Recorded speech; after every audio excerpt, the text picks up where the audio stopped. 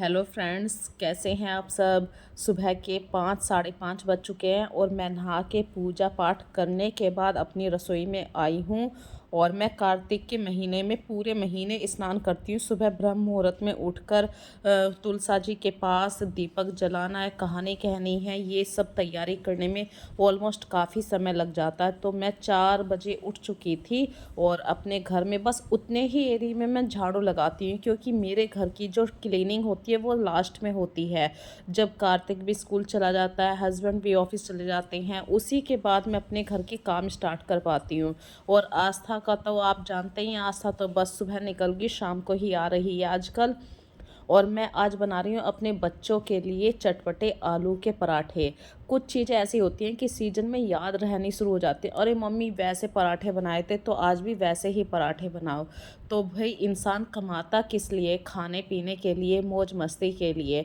तो आज मैं बना रही हूँ आलू के पराठे और उन पर घी लगाने की, जो देसी घी लगाते हैं ना, उसकी जगह मैं लगाऊंगी प्योर मक्खन, घर का बना हुआ मक्खन। तो मैंने रात में ही मलाई को फ्रिज से बाहर निकाल के रख दिया था। और जब बाहर रखते हैं तो 2-3 घंटे के अंदर ही मखनी घी बनने के लिए तैयार हो जाता है। और कुछ किचन के ऐसे बर्तन थे फ्रेंड्स जो अब यूज़ नहीं होते हैं, तो उनके अंदर मैंने मनी प्लांट ग्रो कर दिया है।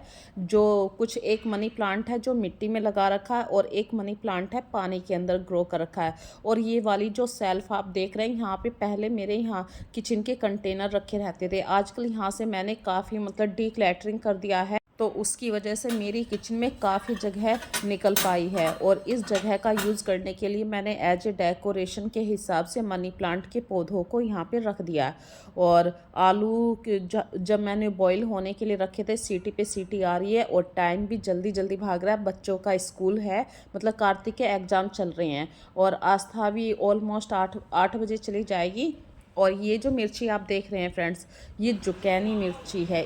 इस मिर्ची का नाम है जुकैनी। और ये मेरे घर की छत पर ही हो रही है। मैं अगली वीडियो में आप लोगों को ज़रूर दिखाऊंगी। और इतनी मतलब अच्छी मिर्ची है ना, तो चटपटाहट है इसमें, मतलब ऐसे काम चल रहा है, ना ज़्यादा तीखी है।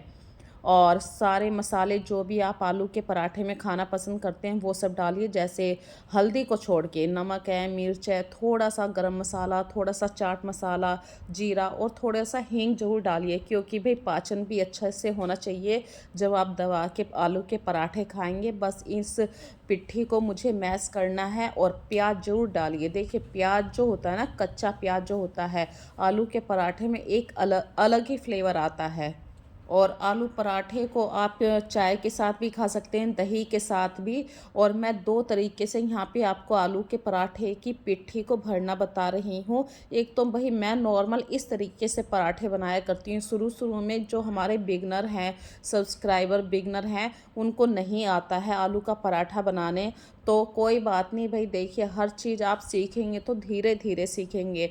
मैं आज से किचन में काम नहीं कर रही हूँ, इतने साल हो गए, बच्चे बड़े हो गए हैं, कब से किचन में हूँ। तो आलू के पराठे कितना भी मतलब आलू की पिट्ठी बाहर आ जाए, फिर भी मैं आलू के पराठे को सेट कर देती हूँ।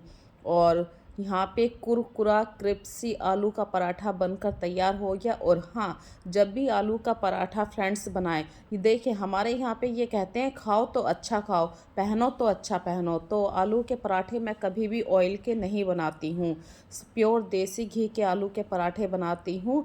और इस पे रखिए थोड़ा सा मखनी घी। इसको कहते हैं पंजाबी खाने की बात ही कुछ होती है। और पंजाब में आलू के पराठे की कुछ बात ही अलग होती है, क्योंकि उस पर हम मखनी घी रख के खाते हैं। और दूसरा मेथड बता रही हूँ आपको, 2 रोटी बेल लेनी है। और एक रोटी पे आपको आलू की पिट्ठी को अच्छी तरीके से फैला लीजिए। और यदि आप आलू की पिट्ठी के साथ थोड़ा सा पनीर भी ऐड करना चाहते हैं, तो क्रश करा हुआ मतलब हाथ से मसला हुआ पनीर भी डाल सकते हैं, थोड़ा सा कद्दूकस करा हुआ पनीर डाल सकते हैं। इससे क्या है, आलू के पराठे में और भी अच्छा फ्लेवर आ जाएगा। और चारों तरफ से इस आलू के पराठे को अच्छी तरीके से उंगलियों से दबा दीजिए, ताकि आलू की पिट्ठी बाहर ना निकले। अब चाहे तो आप इसे हाथ की हथेली से दोनों तरफ से दबा के पराठा बना सकते हैं। बेलना चाहें तो आप बेल भी सकते हैं। तो ये बात मैंने उन लोगों के लिए बताई है जो लोग बिगनर हैं। और अभी अभी वीडियो देखना उन्होंने स्टार्ट करा या अपनी किचन को संभालना शुरू किया है। भाई कुछ लोग ऐसे भी होते हैं, नई नई गृहस्थी अपनी जमा रहे हैं और आलू के पराठे उनसे नहीं बन पा रहे हैं, तो बिल्कुल चिंता मत करिए फ्रेंड्स, हर चीज़ टाइम के साथ आप बिल्कुल सीख जाएंगे। और आलू का पराठा देखिए, थोड़ा बहुत यदि आलू की पिट्ठी बाहर आ रही है तो बन तो रहा है ना, साफ़ है, सुथरा है, घर का बना हुआ है, तो और क्या चाहिए। और सबसे अच्छी बात है हेल्दी आलू का पराठा। और हमारे यहाँ तो आलू के पराठे पे सभी की जान निकलती है, मतलब किसी को अगर कहे ना कि आलू के पराठे, अरे वाह आलू के पराठे, और दही के साथ मिल जाएं तो क्या कहने फ्रेंड्स। ऊपर से आस्था इस तरीके की चॉइस रखा करती है कि आलू का पराठा हो, ऊपर से देसी घी हो, अगर देसी घी नहीं है तो मखनी घी चल जाएगा।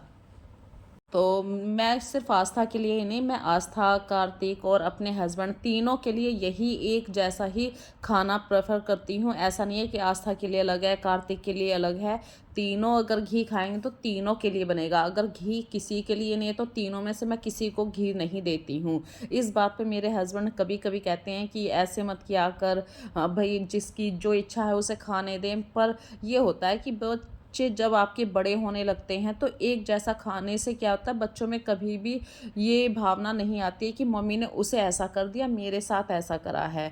और फ्रेंड्स यहाँ पे मैं गर्म पानी बोतल के अंदर डाल रही हूँ, क्योंकि हस्बैंड आजकल गर्म पानी पीना स्टार्ट कर दिया उन्होंने। वैसे तो उन्होंने पूरी गर्मी गर्म पानी पिया है, सिर्फ इसलिए कि भाई पूरा दिन बैठे रहते हैं, बैठ के ही चेयर पे काम करना होता है, तो गर्म पानी हमेशा फ़ायदा ही करता है। और ये बोतल पूरी गर्मी उनके साथ रही है और अब पूरी सर्दी भी उनके साथ रहेगी। और फाइनली बच्चे भी चले गए हैं, अब वे भी जा रहे हैं, तो इनको बाय बाय करने के लिए मैं नीचे तक आई हूँ। जाते हुए वे अपनी दवाई भूल गए थे, तो मैंने दवाई भी उनकी दे दी है। और जब मैं बाहर आई तो यहाँ पे देखिए एक गाय का बच्चा, जिसको हम अपनी भाषा में बोलते हैं बछड़ा, वो यहाँ पे घर के बाहर ही लेटा हुआ था, बस इसकी ये नाम की रोटी वेट कर रही थी, तो मैंने यहाँ पे रोटी इसको दी है। और ये मेरे घर का बाहर का आउटर एरिया है, जो मैंने यहाँ पे फूल पौधे लगा रखे हैं। और फ्रेंड्स फाइनली मैं आ गई हूँ ऊपर अपनी किचन को फिर से समेटने के लिए। और जो आलू की पिट्ठी बच गई थी फ्रेंड्स, मैं उसे स्टोर करके रख रही हूँ फ्रिज में, क्योंकि कार्तिक आएगा 12-1 बजे के आसपास, उसके एग्ज़ाम चल रहे हैं, तो वो ठंडा पराठा बिल्कुल नहीं खाता। और अभी जो आवाज़ डिस्टर्ब हो रही है फ्रेंड्स, मेरे गले में खराश हो रही है कई दिन से।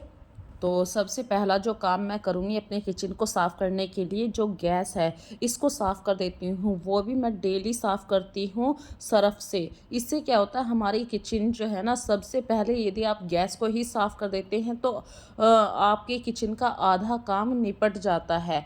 तो किचन में जो ये गैस है इसके ऊपर इतना मतलब खाना बनता रहता है, चिकनाई के निशान हो जाते हैं, तो अपनी गैस को हमेशा साफ़ रखिए फ्रेंड्स। चाहे 2 बार साफ़ करनी हो या दिन में 4 बार, मैं अपनी गैस को गंदा रखना बिल्कुल पसंद नहीं करती हूँ। मेरा मन भी नहीं लगता किचन में इतनी, जब तक किचन साफ़ ना हो जाए या किचन में जितने भी हम कंटेनर यूज़ करते हैं उनको साफ़ करके ना रखा जाए, तो ऐसा लगता है कि आज कुछ काम छूट रहा है। तो अपने गैस के बर्नर को, गैस के स्टैंड को अच्छी तरीके से साफ़ करके लगा ही रही थी कि फ्रेंड्स घर पे कोई आए हैं तो उनके लिए मैं चाय बना रही हूँ। और कौन है आपको मिलवाती हूँ, अभी तो मेरा भाई आया है और मुझे अभी फ़ोन आया था मेरे हस्बैंड का कि और भी कोई आने वाला है। वो कौन है तो अभी बताती हूँ, वो है मेरी सास, देवरानी और देवर। वो गांव से आ रहे हैं। छोटू मतलब हमारे घर में जो सबसे छोटा बच्चा है, मतलब मेरी देवरानी का जो बेटा है, वो बीमार हो रहा है। अम्मा का कुछ पेंशन का काम था तो वो सब भी था, तो इसीलिए वो भी आने वाले हैं, तो फटाफट से मैं किचन को साफ़ कर लेती हूँ। तो अभी उनके आने में 2 घंटे लगेंगे। 2 घंटे में तो ऑलमोस्ट मैं अपनी किचन को काफ़ी अच्छी तरीके से साफ़ कर लूँगी और अपने घर का सारा काम निपटा लूँगी। और फ्रेंड्स आज मुझे बाथरूम भी क्लीन करना था, क्योंकि मुझे सिर धोना है, तो मैंने अपने हाथों में ग्लव्स पहन लिए, क्योंकि जो हार्पिक होता है वो इतना हार्ड होता है, मेरे नाखून ख़राब हो जाते हैं। और मैं मतलब हार्पिक जब भी यूज़ करती हूँ तो दस्ताने ज़रूर पहनती हूँ। और जो स्क्रबर मैंने आपको दिखाया था ये टाइल्स को साफ़ करने के लिए है। तो फटाफट से जो टॉयलेट सीट है उसके ऊपर मैं हार्पिक डाल देती हूँ। देखिए फ्रेंड्स, जब भी आपके घर में कोई भी आता है तो सबसे ज़्यादा जो आपके घर में साफ़ होना चाहिए वो आपका टॉयलेट है, बाथरूम है, ये बिल्कुल साफ़ रहने चाहिए। इन्हीं से ही पता चल जाता है कि सामने वाले घर में कितनी साफ़ सफाई रहती है।